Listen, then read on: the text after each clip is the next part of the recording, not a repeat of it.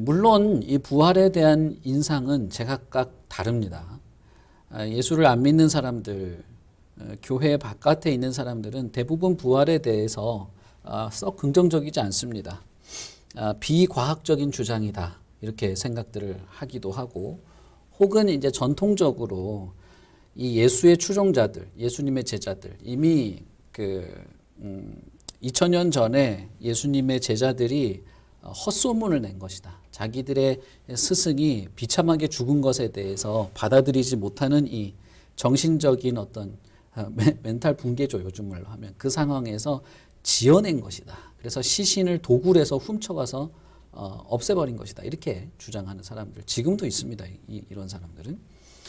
그리고 이제 후대에 와서 이제 뭐 17세기, 18세기, 19세기 이렇게 와서는 예수님이 진짜 부활한 것이 아니고 예수님의 정신, 예수님의 사상, 예수님의 가르침이 이 예수님의 제자들과 그의 추종자들에게 계속 이어져 오지 않았냐. 그래서 예수님의 그 정신, 예수님의 사랑의 어떤 그런 정신을 계속 이어가니까 그런 면에서 예수님이 부활한 거다. 예수의 정신이 살아있다. 이렇게 주장하기도 합니다. 이거는 이제 현대 신학교에서 가르치는 내용이에요. 물론 저와 여러분이 배우고 가르치는 신학교에서는 이렇게 말하지 않죠. 그러나 여러분들, 우리는 이제 교회 안에 있으니까 그런 것을 모르겠지만 이런 식의 주장을 하는 사람들이 아주 많습니다. 특별히 기독교 신앙 그리고 가르침 안에서 부활에 대한 부정적인 세상의 반응들이 많이 있습니다. 그러나 제가 안타깝게 여기는 것 중에 하나는 뭐냐면, 기독교인들 중에도 교회 안에서도 부활에 대해서 미지근하거나 부활에 대한 기대나 반응을, 어떤 그런 부활에 대한 반응을 가지고 있는 자들이 생각보다 적다는 것입니다. 부활이라고 하는 것은 알겠고, 그런 말은 들어본 적 있고, 거기에 대한 어떤 그 단어에 대한 이해는 있지만, 부활에 대한 어떤 마음의 태도나 생각 혹은 관심이 그렇게 높지 않다는 거예요. 생각 외로 그렇다는 것입니다. 부활절 절기가 되면 부활절 행사하는 그런 과정 속에서 계란 삶아서 계란 먹는 것 정도 외에는 부활이 크게 관심이 없어요. 1년 내내 그런 거예요. 실제로 우리가 주일마다 모이는 이 주일의 예배가 사실은 부활을 기념하는 날로서 일요일 주일날 모이는 것임에도 불구하고 그런 거예요. 그런 면에서 저는 이것이 교회의 생명력 혹은 기독교인의 신앙에 유익하지 않다. 부활에 대해서 우리가 무관심하거나 그다지 큰 어떤 기대를 가지고 있지 않는 것이 그렇다고 생각합니다. 특별히 부활에 대해서 아주 부정적인 태도를 가지는 것이 세상의 일반적인 태도이기 때문에 우리는 오히려 부활에 대해서 아주 깊은 관심을 가지고 있어야 하는 것입니다. 부활에 대한 세상의 반응은 결국 생명에 대한 개념이 다르기 때문에 그렇다고 말할 수 있습니다. 생명을 무엇으로 생각할 것이냐는 거예요. 부활은 단순히 죽은 자가 다시 살아나서 이 생명이 꺼졌는데 다시 생명을 얻다라고 하는 그런 사전적인 개념으로만 생각할 수 없습니다. 교회에서는 그런 것만을 생명으로 말하는 것이 아니에요. 그러므로 우리는 생명에 대한 개념을 새롭게 받아들여야 하고, 그런 의미에서 부활을 새롭게 생각해야 합니다. 자연과학에서 말하는, 생물학에서 말하는 생명과는 다른 것입니다. 생명은 우선 하나님께서 주시는 것이기 때문에 하나님으로부터 오는 인격적이고 영원한 성격을 가지고 있습니다. 여러분, 제가 왜 이렇게 말씀하시는지 아시겠죠? 하나님이라고 하는 분 자체가 인격적인 분이에요. 그리고 하나님이라고 하는 분 자체가 영원하고 무한한 분입니다. 그렇기 때문에 하나님으로부터 나온 것도 무한할 수밖에 없어요. 하나님으로부터 나온 것도 영원한 것입니다. 그러니 하나님이 의도한 생명은 실제로는 영원한 거예요. 우리가 그렇게 느끼지 못할 뿐입니다. 이 죄악된 세상에서, 자연과학이 지배한 세상에서 우리가 나서 자랐기 때문에 생명은 한계가 있는 것으로 자연스럽게 받아들이죠. 실제로 우리가 그것을 거의 매일 경험하죠. 그러나 여러분, 생명을 하나님이 주신 것이라고 하는 것을 우리가 생각해 볼 때 생명은 기본적으로, 본질적으로 영원한 것입니다. 의와 자비, 거룩, 경건 이런 것들 다 영원한 거예요. 이런 것들이. 그런 면에서 여러분, 생명은 영원한 것이고 하나님이 아담에게 의도하셨던 그 생명도 영원한 것이었다라는 것을 기억하실 필요가 있습니다. 우리가 뭐 창세기에서 이미 다 얘기를 했기 때문에 자세한 그 디테일한 것은 말씀드리지 않겠습니다. 그래서 우리는 기본적으로 성경에서 말하는 생명, 하나님이 말씀하시는 우리가 인간에게 하나님이 처음부터 의도하셨던 생명은 인격적인 생명이요, 영원한 것이라는 것을 생각해 볼 필요가 있습니다. 그리고 또 하나, 부활에 대해서 이렇게 거부감을 느끼는 사람들 중에 어떤 사람들은 이것이 제자들이 지어낸 이야기다. 제자들이 지어내서 사람들한테 막 유포시켜서 그 당시에 믿었다. 시체를 어디다 숨기고 믿은 거다. 이렇게 생각하는 사람들이 있죠. 그런데 여러분, 우리가 요한복음을 보시면 우리가 읽은 이 부분 말고 이제 예수님의 부활에 대한 것들이 몇 군데가 있는데 이 복음서에 다 있죠. 거기 보면 예수님이 부활하신 것을 가장 처음 목격한 사람들의 이야기가 나옵니다. 2000년 전이죠. 2000년보다 더 오래된 이야기죠. 예수님이 무덤에 없고 굴에 이 바위가 옮겨져 있고 시체가 없어졌다는 것을 발견한 사람들이 누구였습니까? 마리아와 예수님의 어머니 또 마리아. 그 외에 또 어떤 한 여인이었죠. 여인들이 발견했어요. 근데 이 여인들의 면면이 대단히 그냥 고위직의 부인이었다거나 막 그 당시 사회에서 아주 지명도 있고 믿을 만한 그런 여인이었다거나 한 것이 아니에요. 예수님의 어머니 마리아는 뭐 그냥 평범한 아주머니였고 함께 따라갔던 마리아는 그 사회적으로 매우 낮은 처지에 있는 사람이었습니다. 문둥병 환자들이 모여 사는 마을에 옆에 붙어 사는 그런 아주 그 나사렛 주변에, 갈릴리 주변에 아주 최극빈층 여인이었단 말이에요. 그리고 여러분, 조선시대만 해도 우리나라 진짜 100년 전만 해도 사실 100년도 아니죠. 대한민국 사회에서 100년 이내죠. 몇십 년 전만 해도 여성의 사회적 지위라는 것이 그렇게 공고하지 않았단 말이에요. 2000년 전에 여성의 지위를 한번 생각해 보십시오. 2000년 전에 유대 사회에서 법정에 여자를 증인으로 세우지 않습니다. 증인으로 인정이 안 됐어요. 사람 숫자 셀 때도 아예 세지도 않았잖아요. 물론 그게 여자를 인간 취급 안 했다 그런 뜻이 아니에요, 절대. 그러나 사회적 분위기 안에서 여성을 증인으로 세우면 받아들이지 않는 그 당시 고대 사회였다는 거예요. 그런데 성경에는 예수님의 부활을 처음 목격하고 증언한 사람들이 누굽니까?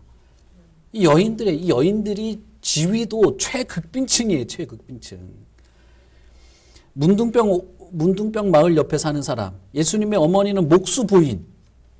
목수가 뭐 대단한, 요즘에는 참 저는 목수가 참 부러운 직업 중에 하나예요. 제가 교회를 개척하고 나서 이 인테리어 하는데, 우와, 신학교에서 이 목수 이걸 배워야 되는데. 제가 나중에 조금, 지금은 별 볼 일 없는 교회 목사지만, 나중에 혹시 기회만 있으면 신학교에 이 목공과를 넣자. 그렇게 하고 싶어요, 진짜. 개척하는데 할 줄 아는 게 아무것도 없는 거예요. 근데 그 당시에 목수가 그렇게 대단한 직업이 아닙니다. 진짜 밑바닥이에요, 밑바닥. 그런 동네에 사는 여인들이 예수님이 부활했다고 증언했다. 그러니까 사실이다. 이렇게 말할 수 있겠습니까? 만약에 제자들이 예수님이 부활한 것을 조작해서 사람들에게 믿게 할 만한 그런 것이었다면, 역사적 사실이 아니었다면 이런 여자들이 먼저 발견했다고 말할 리가 없어요. 그건 바보짓입니다. 그 고대 사회의 유대뿐 아닙니다. 헬라, 유럽의 많은 지역이 그걸 받아들일 수 없는 사건이에요. 그런데도 그게 사실이기 때문에 말한 것입니다. 그것이 의심할 수 없는 사실이기 때문에 이 여인들이 발견했다라고 말한 거예요. 2000년 동안 이 사실은 조금도 각색되지 않았습니다.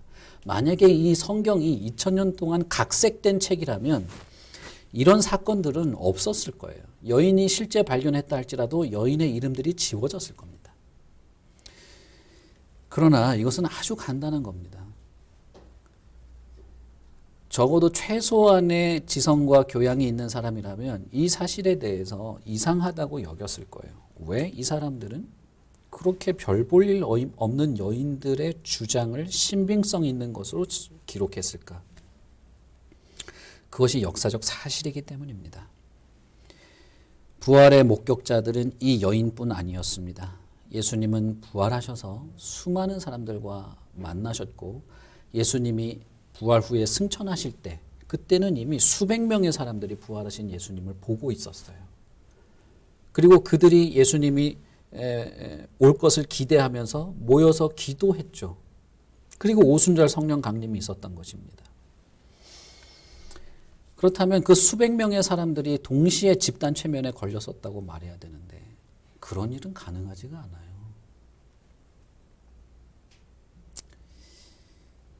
그러니 여러분 우리는 아주 상식적으로 생각해 봐도 부활 이것이 과학적이다 아니다라고 말할 수 있는 것이 아니며 이것은 또한 역사적 사실이라고 하는 것을 알 수 있습니다. 이것이 역사적 사실이기 때문에 최근에 일부 신학교에서 주장하는 것처럼 이것은 예수님의 정신을 이어받는 것이다라고 하는 주장도 우리는 받아들일 수 없는 것입니다. 그러나 이런 무슨 논리적인 변증 이상으로 부활이 중요한 것은 부활이 가지고 있는 어떤 성격과 의미예요. 여러분, 예수님이 죽었다가 살아난 것이 의미하는 바가 무엇일까요? 그것을 말하려면 예수님이 죽으신 이유를 생각해 봐야 합니다. 예수님이 죽으신 이유가 무엇입니까? 예수님은 창조주죠. 예수님은 성부 하나님과 함께 이 세상을 창조하신 창조주이십니다. 그는 점도 없고 흠도 없습니다. 심지어는 회전하는 그림자조차도 없는 완전하시고 온전하신 순전하신 하나님이셔요. 그런데 그 하나님이 왜 죽냐는 겁니다. 예수님은 자발적으로 죽으신 것이죠. 오늘 아침에 주일학교에서 제가 이런 말씀을 드리는데 이런 말 하니까 우리 여기 앉아있는 꼬마애가 예수님이 자살한 거냐고 이렇게 말하더라고요. 그래서 아니 그런 거는 자살은 아니고 예수님은 우리를 대신해서 죽으신 것이죠. 우리를 대신해서 죽었고 그것은 죄의 결과는 죽음이기 때문입니다. 쉽게 말하면 아무리 사소한 것이라도 우리가 오늘 하이델베르크에서 보겠지만 머릿속으로 생각한 것조차도 그것은 살인죄에 해당할 만큼 죄는 아무리 사소한 거라도 그 결과 그 죄의 징벌은 사망이라는 거예요. 처음에 아담이 하나님께 반역할 때 그 반역의 성격이 모든 죄의 근본이 되기 때문에 그렇습니다. 여러분 아담이 배가 고파서 선악과를 따먹었습니까? 아니죠. 배가 고파서 선악과를 따먹은 것이 아니라 아담이 선악과를 먹은 것은 자신이 하나님이 되기 위해서 따먹은 거예요. 내가 하나님처럼 눈이 밝아져서 하나님처럼 되고자 해서 먹은 것이죠. 그러니 아담의 그 죄에는 근본적으로 하나님을 무시하고 내가 하나님의 위치에 올라가고자 하는 반역의 성격이 있어요. 모든 인간의 죄에는 그것이 기본으로 있는 겁니다. 여러분이 생각하는 아주 사소한 것, 누군가를 원망하고 시비하고 불평하고 거짓을 말하고 사람들에 대해서 복수심을 가지고 있고 내 주변의 사람들에 대해서 원망하는 이런 아주 사소한 것들도 내 자존심이 상처 입는 것이 싫어서 사람들을 멀리하는 이런 문제들까지도 거기에는 내가 마치 하나님의 자리에서 세상을 판단하고자 하는 의도가 있습니다. 그래서 여러분 실제로 내가 내가 엄마한테 잘못을 하고 친구한테 잘못을 하고 혹은 내가 이 대한민국 법에 위배되는 뭘 하고 하건 간에 그 죄는 궁극적으로 하나님을 향한 반역의 성격을 가지고 있는 것입니다. 그렇기 때문에 이 죄의 결과는 반드시 사망이에요. 사망도 그냥 사망이 아니고 하나님이 내리시는 형벌로서 사망이기 때문에 이 사망도 영원한 것입니다. 하나님이 주시는 생명도 영원한 것처럼 이 형벌도 영원할 수밖에 없는 거예요. 그 하나님의 형벌을 나 대신, 여러분, 나 대신 받으신 것입니다. 그래서 죽으신 것이죠. 그러니 예수 그리스도의 죽음은 단순한 죽음이 아니라 죄의 결과입니다. 악의 결과로 그분이 죽으신 것이에요. 그렇다면 그가 부활하셨다는 것은 무엇이겠습니까? 그가 부활하신 것은 무엇을 의미합니까? 그리스도가, 예수님이, 하나님의 아들이, 우리를 대신하는 분이, 아니 나를 대신하는 분이 죄의 형벌보다 훨씬 더 크고 죄의 이 악한 결과를 극복하고 이겼다는 것을 말하는 것입니다. 다시 말하면 그리스도의 생명은 죄의 참혹한 결과를 이겨내셨다는 거예요. 이것이 그리스도의 부활인 것이죠. 우리가 부활을 말할 때 생명, 주님께서 가지고 계시는 생명, 그리스도의 생명이 악에 굴복할 수 없는, 죄의 파괴적인 결과로도 굴복시킬 수 없는 강력한 생명의 증거로서 예수께서 부활하셨다는 것을 아셔야 되는 것입니다. 이것이 부활이에요. 이것이 부활입니다. 그리고 이 부활은 결국 우리의 소망인 것입니다. 예수님의 죽음이 물론 우리에겐 너무나 중요하고 십자가에 죽으시고 피 흘리시고 우리를 구원하시기 위해서 하신 것들이 우리에게 소망이고 우리가 지금도 그리스도의 피를 의지해서 하나님께 예배 드리는 것은 맞습니다. 그러나 부활이 없다면, 부활에 대한 소망이 없고 부활에 대한 감사가 없다면 그것은 반쪽인 것입니다. 그리스도의 십자가와 부활은 사실 하나예요. 그런 면에서 보면 여러분 어때요? 십자가와 부활을 놓고 생각할 때 부활은 관심도가 확실히 떨어져요, 사람들에게. 그러나 여러분, 부활만큼 우리를 위로해 줄 수 있는 것도 없는 것입니다. 십자가의 죽으심만큼 부활이 우리에게 소망이 되는 것은, 이 부활이 무엇에 대한 증거냐 하면 죄를 이겨냈다, 이 악함을 이겨냈다는 것에 대한 증거이기 때문이에요. 자, 여러분 한번 생각해 봅시다. 나의 죄가 너무나 악한 것이어서 하나님은 나를 죽이시려고 합니다. 죽이시려는 판결을 이미 내렸습니다. 그런데 예수 그리스도께서 자발적으로 순종하셔서, 내가 요구한 게 아니에요. 예수님께 나 대신 벌 받으시라고 요구한 게 아니에요. 그런데 예수께서 자발적으로 자신이 벌을 받으시려고 하신 것입니다. 자발적인 순종으로. 여러분, 그러면 끝인가요? 그러면 문제가 해결된 건가요? 여러분, 이게 공정한 것입니까? 제가 아침에 우리 주일학교 아이들한테 물어봤어요. 여기 동생, 초등학교 1학년짜리 동생, 여기 초등학교 3학년짜리 형. 그래가지고, 야, 지원아, 너 지민이가 잘못했는데 엄마가 와가지고 네 손바닥 5대 때리면은 어떻겠어 했는데, 이미 그 말 듣는 순간 이미 과몰입 상태에 들어갔어. 얘는 좋아가지고 이러고 벌써부터, 얘는 벌써 눈물이 날라 그러는 거야. 그러면서, 야, 엄마가 공정하냐? 그러니까 절대 아니래. 절대 아니래. 그게 진짜 막 이 분노가 솟아나면서, 심지어 내가 옆집 애를 대신해서 맞았으면 맞았지 동생을 대신해서는 절대 아니래. 그래서 그러면 이렇게 한번 생각해 보자. 지원이, 네가 동생이 너무 불쌍해서 엄마, 동생 대신 저를 때려주세요 라고 했다 치자. 그래서 그래 역시 형으로 의젓하구나 하면서 엄마가 너를 때렸어. 그러면 공정한 거야? 그랬더니 혼란을 거죠. 그래서 아니래, 공정한 게 아니래요. 왜 아니야? 내가 대신 맞겠다 했잖아. 그랬더니 이 지원이가, 엄마가 그럴 순 없어 이렇게 말해야 된다는 거야. 엄마가 거절했어야죠 이러는 거예요. 여러분, 그런데 여러분, 우리들이 이 아이들과 거의 큰 차이가 없어요. 생각에서. 예수께서 나를 대신해서 죽으셔서 너무 감사해요, 좋아요, 기뻐요. 이게 끝이냐 이 말입니다. 응? 이게 끝일까요? 이러면 다 문제가 해결됐습니까? 하나님이 참 공평하고 공정하고 하나님의 의가 만족된 것입니까? 천만에요. 그건 이상한 것입니다, 사실은. 사실은 그건 이상한 거예요. 이런 뭐랄까요. 유치원 아이들에게 간단하게 도식적으로 설명하는 것 정도 이상의 것을 우리는 생각해야 돼요.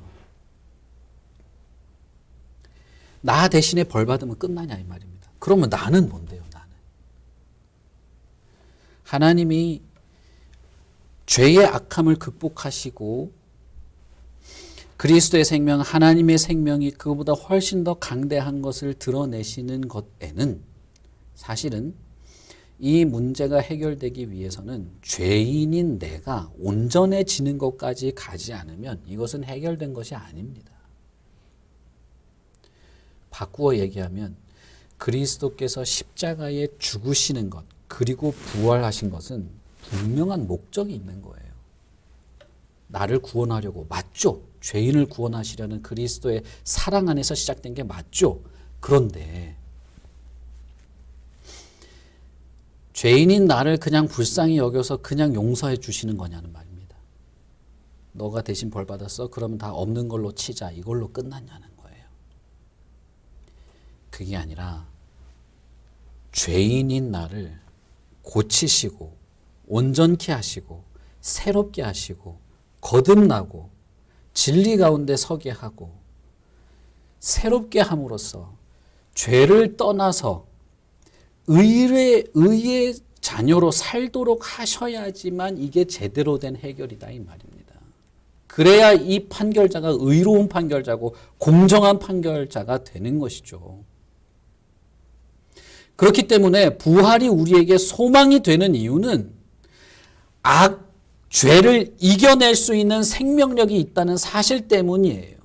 내가 그 예수 그리스도의 생명력으로 살아가게 된다면 나도 악을 극복하고 죄를 극복하여서 온전케 된 사람으로 살아갈 수 있다는 소망을 가지게 하기 때문에 부활이 우리에게는 중요한 것입니다. 단순히 내가 죄를 지었는데 벌 안 받아서 나는 살게 됐어. 그래서 좋아. 그러면 여러분 이건 이상하지 않습니까? 여러분 부활이 여러분에게 소망이 되십니까? 다시 말하면 내가 나를 끊임없이 유혹하는 죄의 유혹, 이 부조리한 세상에 섞여 살면서 어쩔 수 없는 그런 연약한 인간으로서 죄에 치우치게 되는 나의 성향, 수많은 사회에 그리고 수많은 사람들과의 관계에서 그리고 내 안에서 끊임없이 솟아나는 죄의 욕구 속에서 이것을 이겨내는 생명력을 힘입어서 하나님의 자녀요, 죄를 이겨내고 분별하고 하나님의 기뻐하심을 따라 살아갈 수 있는 자로 살아갈 수 있게 되었다는 그 소망이 저와 여러분에게 그렇게 정말 중요하고 기쁘고 감사한 것이냐는 겁니다. 많은 한국교회 교인들이 무슨 문제를 가지고 있냐 하면 예수님이 나를 대신해서 죽으셔서 나는 구원받았어. 아이 좋아 기뻐. 그 다음부터는 내 욕구를 채우는 삶을 그냥 이어간단 말이에요. 상식적으로 생각해봐도 뭔가 이상하잖아요.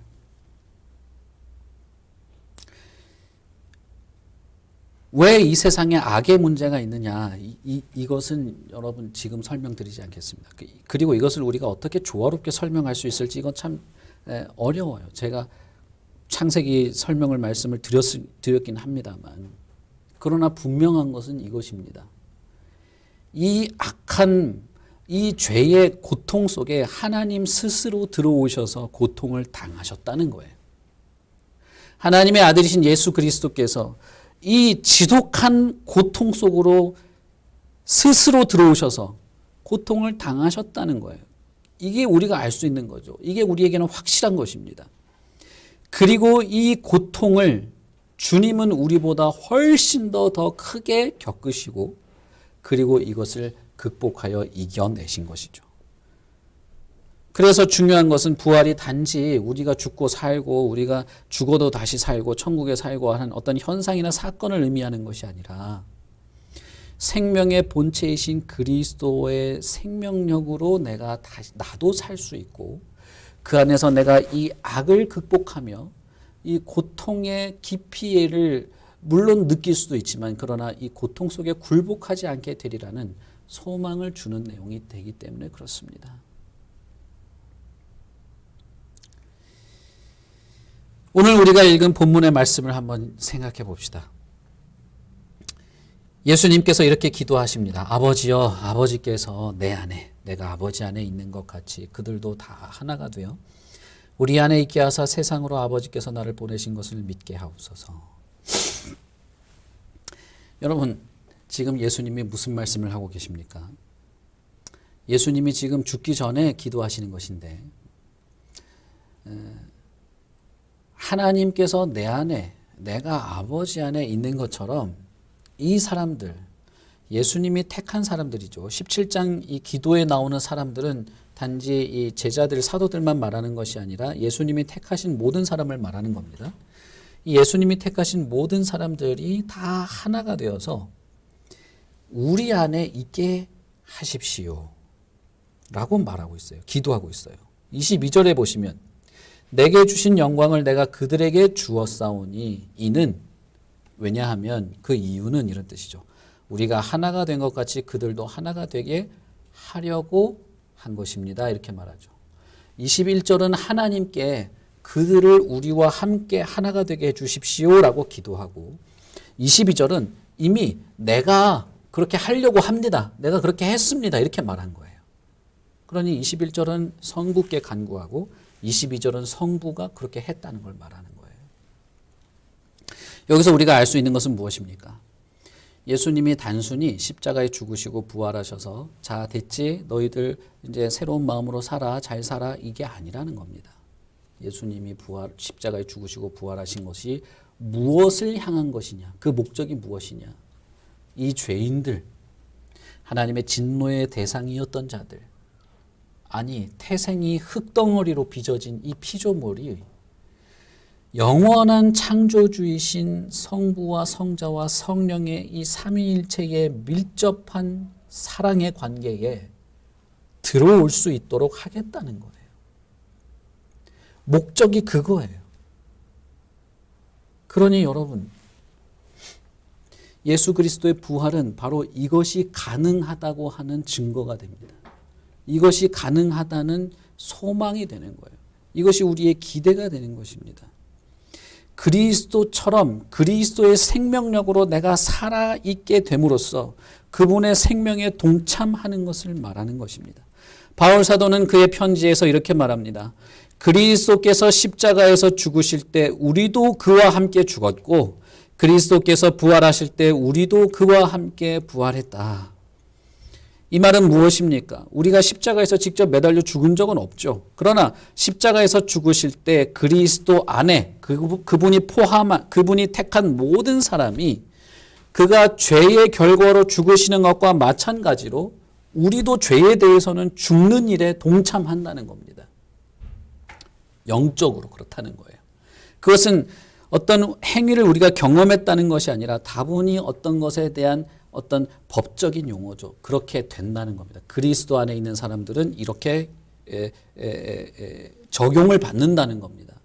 대한민국에 태어난 사람은 대한민국의 법에 적용을 받듯이 하나의 선언이에요. 이것은 그리스도 안에 있는 자들은 모두 그리스도의 십자가에서 그들이 죄에 대해서 죽는 것으로 인정된다는 것입니다. 그리고 또 그의 부활이 모든 택자에게 모든 선택받은 자들에게 그대로 적용된다는 거예요. 그러므로 부활은 성령께서 그리스도 안에서 택한 자들에게 적용하시는 죽음을 이긴 생명력이 되는 것입니다. 여러분, 저와 여러분이 예수 그리스도를 나의 주요 구주로 믿고 영접하고 거듭날 때, 회심할 때 저와 여러분 안에서 어떤 특별한 일이 시작되는데 그것은 성령으로 말미암아 부활하신 그리스도의 생명력이 우리에게 적용되기 시작합니다. 이것은 성령의 역사예요. 성령 하나님의 역사입니다. 그래서 그때부터 그 사람은 세상을 다른 방식으로 보고 다른 방식으로 생각하고 다른 목적을 가지고 다른 기대를 가지며 다른 것을 통해서 기쁨을 누리고 다른 것을 통해서 위로를 받고 다른 것을 통해서 죄를 분별하는 새로운 삶의 경험을 시작하게 되고 새로운 삶의 방향을 갖게 됩니다. 이것은 인격의 변화이고 이것을 하나님은 처음부터 선언하시면서 시작하는 거예요. 기분을 말하는 게 아닙니다, 여러분. 예수를 믿는 것은 기분이 아니에요. 기분이나 느낌이 아니라 하나님의 선언에서부터 시작하는 인격적 변화예요. 인격적 변화. 저와 여러분의 인격적 변화다 이 말입니다. 부활하신 예수님의 생명이 예수님이 죽기 전에 기도할 때 아버지여 내가 아버지 안에 있는 것처럼 그리고 아버지가 내 안에 있는 것처럼 이 자들도 내 안에 있고 하나님도 그 자들 안에 있고 나도 그들 안에 있어서 삼위일체 하나님이 누리는 그 밀접한 사랑의 관계에 그들도 넣어주십시오. 그리고 하나님이 내게 주신 영광을 나는 그들에게 주었습니다. 예수님이 준 거예요. 22절에 보시면. 그리고 나는 그들을 우리 중에 하나처럼 되게 합니다. 라고 말하죠.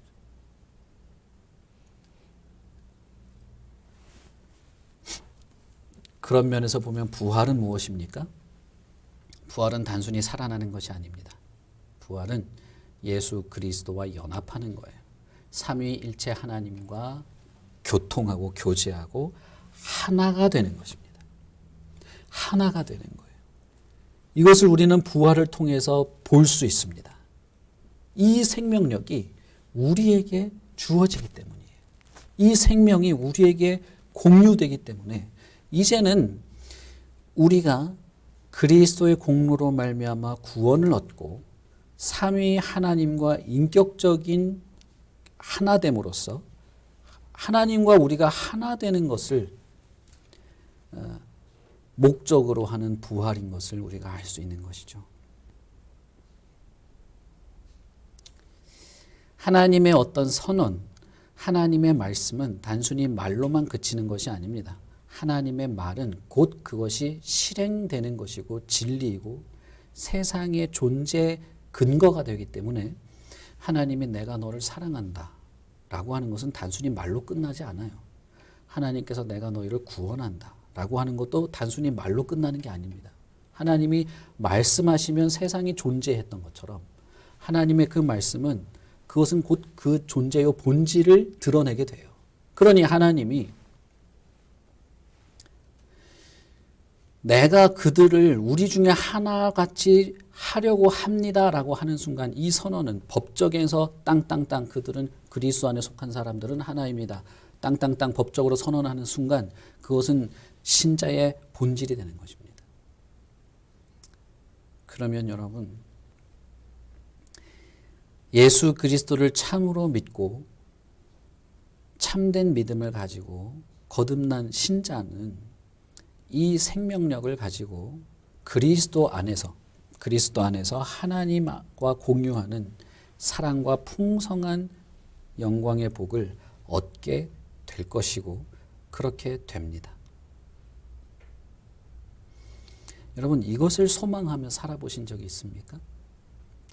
이것이 기대되고 이것이 나의 소망이고 그래서 그리스도께서 내 안에서 정말 생명력 있게 살아있는 그리스도를 경험하고 그분의 말씀을 이해하고 그분의 말씀이 내 마음의 위로가 되고 예수님의 살아계심, 예수님의 인성과 인격, 예수님이 나에 대해서 가지는 기대 같은 것들이 조금씩 이해되면서 마치 그것이 주님의 그 마음이 내 마음인 것 같이 여겨지고 예수님의 그 굴하지 않는 생명력 안에서 나도 용기와 어떤 희망을 가지게 되는 것들을 느끼고 계속해서 소망하시느냐는 거예요. 교회 안에 종교 생활에 젖어가지고 이걸 잘하고 내가 마치 이제 종교 생활에 어느 정도 익숙해져서 어느 정도 수준에 올라가는 그런 거에 이상한 자부심 같은 걸 가질 필요가 없어요. 그것보다 훨씬 중요한 것은 여전히 살아계시고 역동하는 그리스도입니다. 내 안에서 살아있고 역동하는 그리스도예요. 우리가 주님의 영광을 무엇으로 생각하든 분명히 이 영광의 은혜는 예수께서 우리에게 주시는 것입니다. 이 은혜를 통해서 하나님과 우리가 연합할 수 있습니다. 그리고 하나님 안에서 삼위 하나님의 관계에 그 서로 간에 차별이 없는 것처럼 하나님의 은혜 안에 연합된 이 사랑 안에 연합된 이 동일한 생명력을 가지고 연합된 모든 성도는 그 성도 각각이 또한 교회로 연합하게 되는 것입니다. 그래서 사람들, 교회 밖의 사람들이 부활을 어떻게 경험하는가? 자연과학적 혹은 뭐 이게 과학적이거나 상식으로 이해하는 것이 아니라 교회가 하나님의 은혜 안에서 서로 연합하고 일치되는 것을 보면서 부활을 경험하는 겁니다. 다르게 부활을 경험하는 게 아니에요. 만약에 교회 안에 일치가 없다, 연합이 없다, 분란과 싸움과 미움과 질투와 다툼만이 있다. 부활을 경험할 수 없겠죠. 부활은 근본적으로 그리스도와 연합을 상정하는 것입니다. 그 생명력 때문에 그런 거예요. 하나님의 아들이신 그리스도의 그 한없는 사랑이 성도를 그리스도 안에서 하나가 되게 합니다. 그래서 보시면 21절에 하나가 되게 하사라는 말은 성도들을 그리스도 안에서 택한 자들을 삼위 하나님의 관계 속에 편입시키는 하나됨이고 22절의 하나가 됨은 성부와 성자와 성령 우리가 이렇게 하나인 것처럼 그들도 그들끼리 하나가 되는 것을 누리게 해 주십시오. 누리게 하겠습니다라는 말이에요. 무슨 말인지 아시겠죠? 그러니 이것은 무척 영광스러운 겁니다. 우리는 살아온 배경이 다르고 지식이 다르고 모든 게 달라요.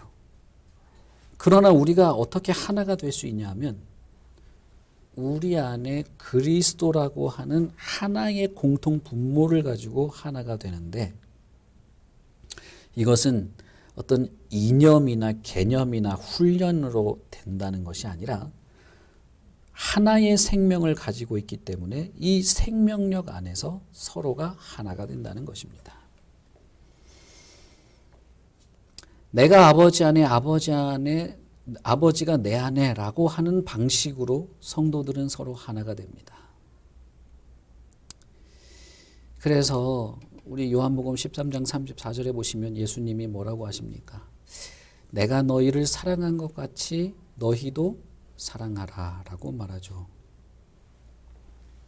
이 하나됨, 연합은 상호 간에 서로 사랑하면서 되는 것인데 이 사랑의 근거가 예수님이 우리를 사랑한 것 때문에 우리가 그 사랑을 드러내게 되고 예수님의 사랑을 반영함으로써 우리가 서로 하나가 될 수 있는데 이것이 가능하게 되는 것은 뭐냐 하면 모든 부조리와 악함과 이기심과 지독하고 냉혹한 그 메마름의 그 모든 악함의 결과를 극복해내는 생명력을 가지고 이 사랑을 드러내게 되는 거예요. 이 생명력이 없으면 이기심에 굴복할 수밖에 없습니다. 어떻게 누구를 사랑합니까? 이 생명력이 없으면 우리는 우리 자존심 때문에 다른 사람을 사랑할 수 없어요. 품을 수가 없습니다. 여러분 아시잖아요. 우리의 인생이 그렇지 않습니까? 악을 극복한, 이겨낸 이 그리스도의 생명력 안에서 우리의 인격이 새로워지지 않으면 이 사랑이 드러나기 어렵다는 거예요. 그렇다면 여러분, 우리는 뭡니까? 부활하신 그리스도의 이 생명력이 나에게 끊임없이 공급되는 것을 바라지 않을 수 없죠. 부활의 은혜를 사모하며 부활이 얼마나 나에게 소망스러운 것인지를 늘 기억하며 부활의 은혜를 바라지 않는 것은 성도에게는 있을 수 없는 겁니다. 그런 신앙생활이라고 하는 것은 있을 수 없어요. 있을 수 없습니다.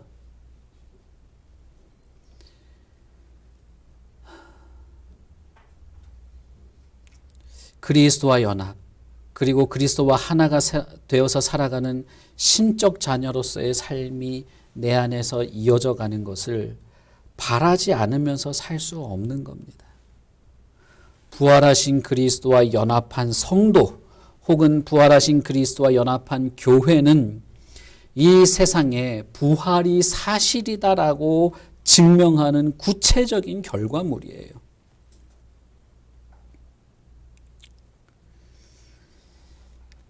그러니 여러분 어떻습니까?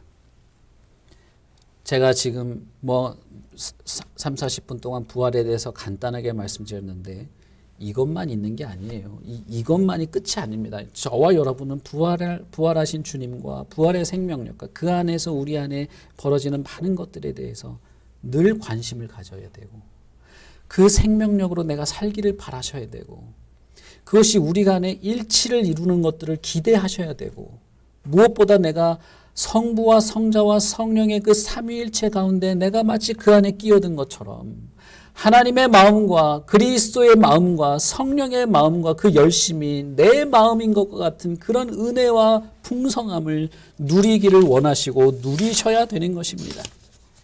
요한일서 3장 2절에 이렇게 말합니다. 사랑하는 자들아, 우리가 지금은 하나님의 자녀라. 장래에 될지 어떻게 될지 아직은 나타나지 않았으나 그러나 그가 나타나시면 우리가 그와 같을 줄을 안다.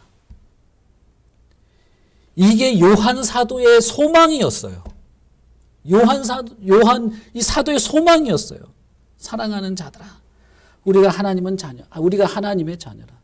장래에 어떻게 될지 아직 나타나지 않은 것뿐이지만 그러나 내가 그와 같을 줄을 나는 안다.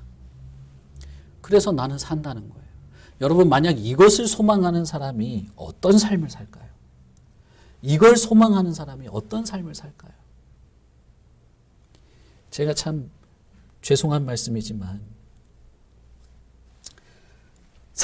살 빼고 싶은 사람은 어떻게 살까요? 다이어트 하지 않겠습니까?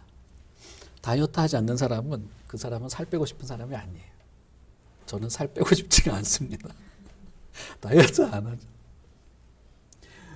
우리 막내가 집에 이거 철봉 해놓고 맨날 턱걸이 하거든요. 벌써 초등학생 여기 굳은 살이 박혔어요. 저는 평생 요 손바닥에 굳은 살 박힌 적이 없어요. 저는. 근데 얼마 전에 또 아령 이딴만한 걸 덤벨을 또 샀더라고요. 지 돈으로 사가지고 하면서 오늘 아침에 와가지고 애기들이 와, 형 근육 생겼다고 막 이런. 제가 무슨 말씀 드리는지 아시겠죠? 정말 이 생명력, 부활하신 그리스도의 생명력으로 내가 하나님과 일치되고 싶고 교회로 일치되고 싶은 사람이 어떻게 살겠냐는 거예요. 어떻게? 결국 그의 열매로 그의 믿음을 증명하게 될 겁니다.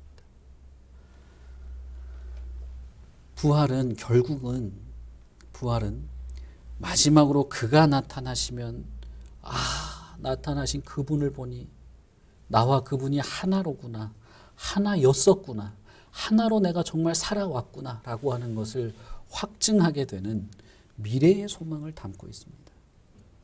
성도는, 교회는 이 부활에 대한 소망을 품지 않을 수 없고 부활에 합당한 열매를 맺지 않으며 살 수 없습니다.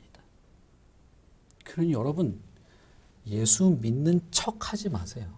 그건 아무에게도 도움이 안 되고 사람들에게 보여줄 필요가 없어요. 예수를 믿으십시오. 예수를 믿으십시오. 그분의 부활을 믿으세요. 그분의 생명력이 얼마나 강대한지를 믿으세요. 그리고 그것이 나를 통해서 역동하리라고 하는 것을 믿으십시오. 실제로 하나님의 선언은 우리의 삶을 주장하실 겁니다. 저와 여러분이 하나가 됨을 경험하게 될 겁니다. 마침내 주님이 오실 때 그분과 내가 일치했다는 것 때문에 무한한 기쁨을 영원히 누릴 그 날이 올 것입니다. 우리 같이 기도하겠습니다.